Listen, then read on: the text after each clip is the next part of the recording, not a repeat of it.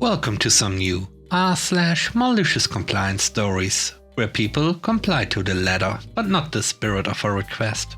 I hope you had a great day. Thanks for all the likes and comments on the last video. If you would like to support this channel, please hit the like button and consider subscribing if you enjoy the content. And now, let's start with the first story. It's called Cancellation Fees. Like many people in the UK, we had home cable TV and internet through a company I'll call VM. They are pretty good. Decent speed, good consistency, channel coverage, in our area at least. Despite having to go through the dance of negotiating pricing every now and again. Having done the dance and being about a year into a 2-year deal, we decided to move house, and I found that the new house couldn't get VM coverage. Not anything down to VM, just that the place was a little more rural and they didn't have the cabling infrastructure there. No problem. I'd asked them about this when I signed up for our deal, and they said I might be subject to an early cancellation fee. I called them up a few weeks before the move, and VM told me as they couldn't provide service, I'd have to pay a £275 cancellation fee. I was a bit annoyed about this, but when VM said they'd check whether they were likely to connect our service soon, I knew they weren't going to. I let it ride whilst I worked out my next move. 3 days before we moved house, VM called and said our buyers were trying to get connected, but they couldn't until we closed over service. I explained I was leaving it open in case they could connect us in our new place. VM said this would prevent our buyers from setting up the service, and they asked me to cancel to allow the buyers to get set up. I saw my opportunity and maliciously complied with their request. Having said yes, and before I could say anything else, the VM agent disconnected the call. Fast forward 6 weeks, and we got a bill for a £275 cancellation fee. I called VM and explained I wasn't accepting the cancellation charge as they had asked us to cancel. They disagreed. Here's the bit where I have a couple of recommendations. The first is to read the terms and conditions. They aren't interesting, they are complicated, but they are worth reading in case you find anything you can use. Secondly, if you're in the UK, invoke general data protection regulations. Companies hate it when you make a data subject access request, as they have to gather lots of information. You just have to say, I'd like to make a data subject access request under GDPR for you to provide any information relating to my account. When I phoned the VM complaint line and they said the charge stood, I raised a request. A day later, I had a call from someone asking what it would take to resolve the complaint and withdraw the request.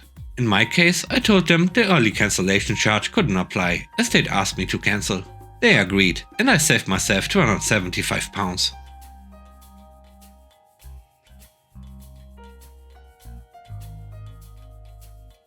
The next story is called 20% Faster. This happened around 2010 in Australia to my brother, who is a tradesman that worked for a small engineering firm.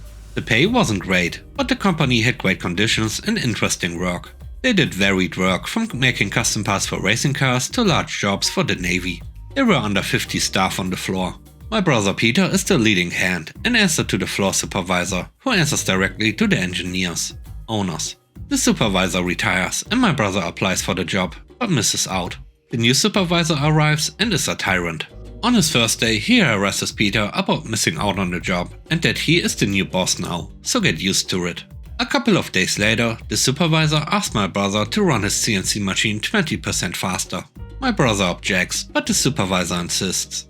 My brother says sure, you are the boss. I will make it go 20% faster.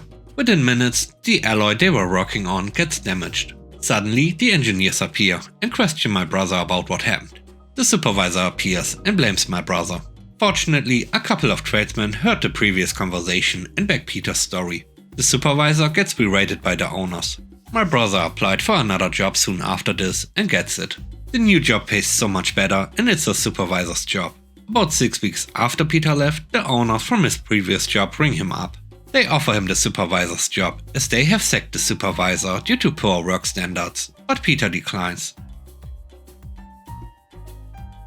The third story is called Not Allowed. I work at an electronics manufacturing company as a quality inspector. There are some products that need to be X-rayed and in-circuit tested. We have both inline X-ray and ICT machines. The X-ray just works, but the ICT test program sometimes errors out. Usually, 99% of times there's an error message, which just needs to be dismissed and the machine will continue testing. There are a few occasions when the test program needs to be restarted, in which case we need to call the technician. The ICT stopped and I ran to check it out. It was not the usual error message, so I left it to tell my supervisor, the line leader, to call the technician. But before I could do so, the technician arrived and accused me of closing the test program. I argued with him that I absolutely did not close it and that I was expecting the usual error message. He didn't take it and told me and my supervisor that we are, under no circumstances, allowed to touch the inline ICT. He didn't leave for 5 minutes when the ICT stopped again. It was the usual error message. I told the line leader to call the technician while I start a downtime in the online downtime system. He did, and he was told to just dismiss the error message because he was having lunch. My supervisor told him that he said that we are not allowed to touch machines under any circumstances. He was not having it, but we didn't care. If we are not allowed to touch it, we won't. After he finished lunch, he came there, dismissed the error message and started to argue with us. We said, "But you told us we are not allowed to touch it," so we didn't. In the end, he had to close down a 30-something minute downtime for what would have otherwise taken a few seconds. From then on, we are allowed to dismiss the error message, but only that. We, of course, are not having it. We are not allowed to touch the ICT under any circumstances after all. The last story is called No Work Tuesday. I work as a repair technician for a retail store that repairs automotive and devices. I do the occasional sales as part of my job, but there has always been a need for someone to do repairs on a daily basis. I was hired for full-time work, but they begged me not to quit due to bad company culture. There were a lot of red flags, but I needed a job, so I stayed. I ended up taking the majority of the workloads in various areas in the retail store and doing the majority of the device repairs that came in. Occasionally, I'd work on some trucks, SUVs or cars that would come in for diagnostics and maintenance repairs. Then help customers pick and choose what they wanted or needed for their automotive and devices. Open and close the store alone while handling the registers with deposits. It's a decent job, but there are no benefits, hardly any breaks and meager pay. So, for the past several months, corporate and management haven't trained anyone to fill in for my position in case something comes up. Well, I hurt myself on the job when doing inspections and they refused to give or provide me the means to file workers' compensation. Prior to that, they kept sending me home over virus-related concerns or when the business slowed down for the day. The issue is that I am medically diagnosed with asthma, and trying to breathe is hard when you have an asthma attack. I have medication, but it only does so much. I guess they are afraid of asthma. So when I inquired about workers' compensation and explained my situation, they began radio silence. No one would provide me with the documentation or allow me to report my injury. So rolling into the following week, they quietly scheduled me off from Tuesday without saying anything. When I discovered what happened, I asked why my schedule is so different. We figured you wanted Tuesday off, so you'll no longer be allowed to work on Tuesday ever again. I replied, "Shouldn't you have discussed with me about this first?" The manager and corporate replied, "We don't need to discuss this any further." I replied, "Well, okay then." 2 months into this issue, I've been getting calls and texts to come in because people have been calling out or not showing up due to illnesses and the bad weather. "Hi, I know this may be an inconvenience, but can you come in this Tuesday? We don't have a technician available to cover." I replied, "I'm sorry, but I am not allowed to work on Tuesdays." A week later, I get a call. "I need someone to come in to open this Tuesday. Can you open?" I responded, "I am terribly sorry, but you said it yourself along with corporate that I am never allowed to work on Tuesdays again." This goes on repeat many times and I give them the same response. And guess what? They lost a lot of sales because, as it turns out, I am on the top leaderboard for sales on Tuesdays. I come in a few days later and ask what happened.